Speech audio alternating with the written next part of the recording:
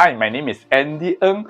I'm a business coach and trainer, and we are into lecture 1 of our course called Coaching Effectiveness. So here's some background about myself. I've been doing training and coaching since the year 2001. Before that, I was the Director of Finance and Human Resource of the world's fifth largest network equipment company called Allied Telesis KK. So I have been training, coaching more than 30,000 people in 16 countries since then. And last year, I was awarded the top sales in this company called Sales Strategy Alliance Group.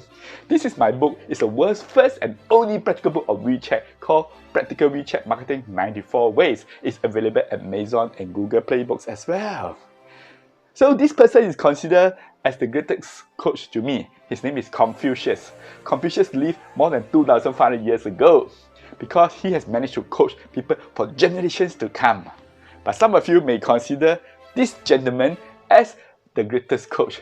That's right, his name is called Socrates in the movie called Peaceful Warrior.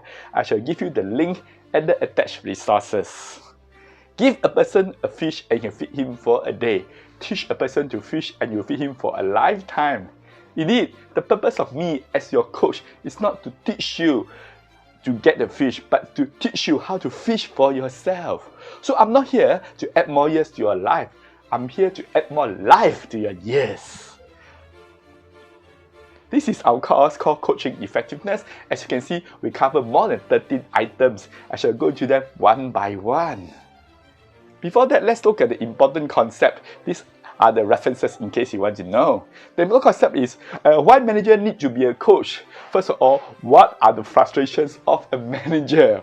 Many people told me as a manager it's rather frustrating because you need to care about this, care about that. There's so many things to care about. At the end of the day, you are simply overworked. You need to be responsible for your staff. And the frustrating thing is always this.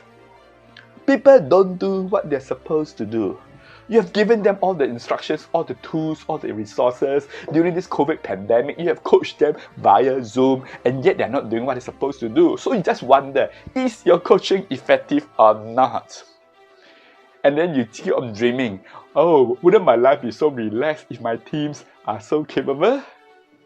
Indeed, what is really holding people back? You know, people are supposed to know what to do, and yet they're not doing it.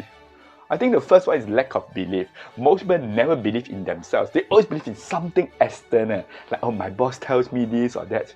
The second thing is that people lack self-confidence. Most people only have confidence when they have done something. True confidence is before you're doing something. And many people have done this thing called abdication, which is just simply giving up. Because they have not encountered success for so long, and after a while they just feel that it's very difficult. So they just don't want to go forward. They're not motivated at all.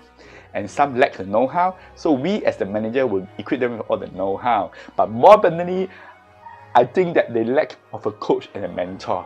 So we are going to teach you all the coaching tips and strategies, and you will be a great mentor. That's the story of the mouse. I'm not sure you heard about that. This mouse was wondering why is the whole world bullying him. So he went to see the heavenly God. This heavenly God told him, well, you must go and consult the clouds, because every time he look at the sky, he see the clouds. So to him, the clouds are very powerful because the clouds cover the sky. So he go and ask the clouds, can you please teach me some tricks? And the clouds say, I'm not powerful, although I cover the sky, but the wind is more powerful than me, because the wind can blow the clouds away. So the mouse go and consult the wind. And the wind said, yes, indeed, I'm very powerful. I can create anything in the world. But there's something that I cannot create, is that there are some tiny creatures out there. They can just borrow the hole in the wall. And yet, if they dig enough, the hole deep enough, they will cause the wall to collapse. In fact, this tiny creature is more powerful than me, the wind. And this mouse simply wondered, isn't that tiny creature, are you referring to me? Ladies and gentlemen, the mouse is actually the most powerful of all. The mouse did not realize that he is actually more capable. Just like all of us here, we are actually very capable. The fact that we can live and survive until now, that means we are actually more than capable. But our thinking is not very capable. We keep on having this thing called thinking deficiency. So we have this perceived incapability. We perceive ourselves to be incapable. And the job of the coach is to dig up this and let everyone be very effective.